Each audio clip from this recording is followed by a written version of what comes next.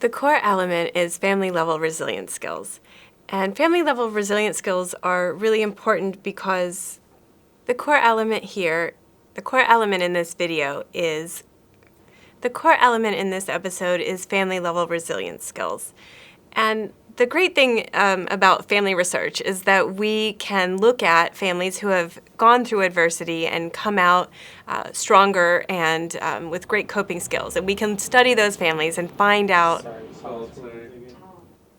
So when we study resilient families, we can identify some core factors that really help them to face adversity and get through adversity stronger and more cohesive. And the good news is that once we have identified those, we learned that we can also train families on how to use those skills. So in focus, the core element of family resilience skills is really our attempt at teaching these key strategies and ways that they can interact as a family so that they can become resilient in the face of any future adversities. Some of the key resilience skills really get at family resilience skills can help families to work together as a team, can help with coordinated parent leadership of the family, and help them to set and achieve goals together. Coordinated parent leadership is really important that we help parents to get on the same page so that they can become the leaders of their family. And sometimes there's been like a crack in the protective shield. Sometimes through traumatic experiences or really challenging life experiences, the protective shield that parents are for their kids can become cracked or chipped. And when we help restore that protective shield for the parents, they then can come back in a coordinated way and resume leadership of their family. One of the key resilience factors for families is having a belief in something bigger than themselves. So for some families, this may be something spiritual. They may have a belief in God, or for a military family, they may believe in being of service. But having some sort of belief system that extends beyond the family, that they are a part of something bigger, can really help them to look forward to the future and find meaning in their life. Following an adverse family experience, it's really important to get the parents back on the same page so that they can become the leaders and the guides for the family. Children really look to their parents for guidance. So a big part of focus is working with the parents to help them to discuss their parenting strengths, what's going well in their family, and where they want to brush up and maybe in focus, it's really important to help restore coordinated parent leadership.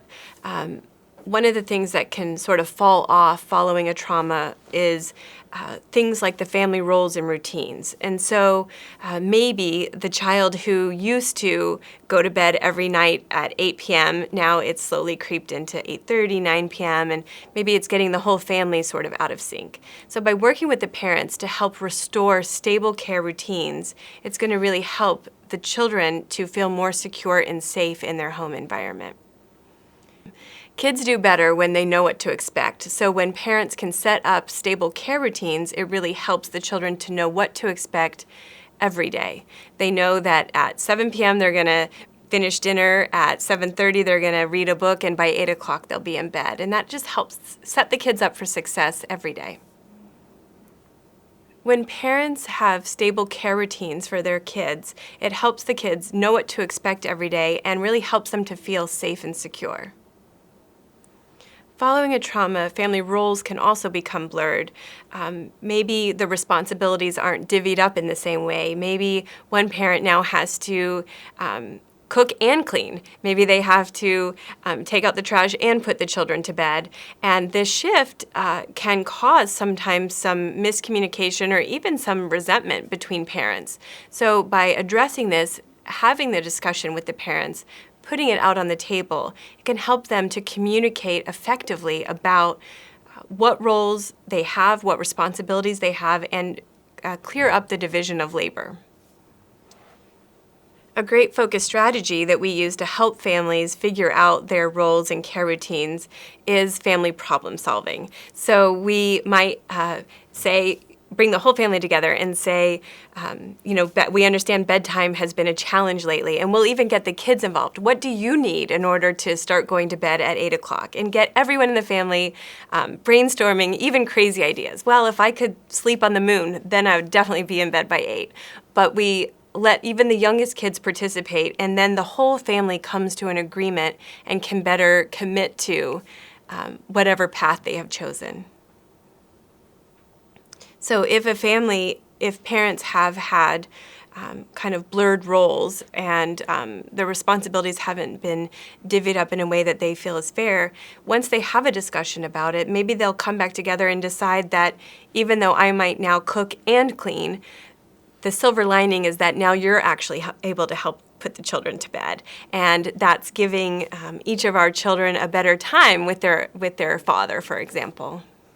When we give parents the opportunity to talk about the blurred responsibilities and routines and responsibilities, in focus, when we give parents the opportunity to talk about the blurred responsibilities and blurred roles, we can then help them to see that even though one parent might be taking on new responsibilities, such as doing the cooking and the cleaning, but the other parent may be picking up slack on the other end. So they may be putting the child to bed, which the silver lining there may be that the kids are starting to have a stronger relationship with that parent. This will be tied to episode 6, the child narrative. Yeah. When the parents experience these blurred responsibilities and roles, it can also affect their couple's relationship. So taking them outside of that parent role, particularly if they have resentment, like I've picked up too much of the work here, it can start affecting other things like their couple communication, their couple's intimacy. So it's really important to make sure that we're covering and addressing those challenges that can come up as well. Because we know that when the couple feels stronger and more connected, that they'll be better able to co-parent together.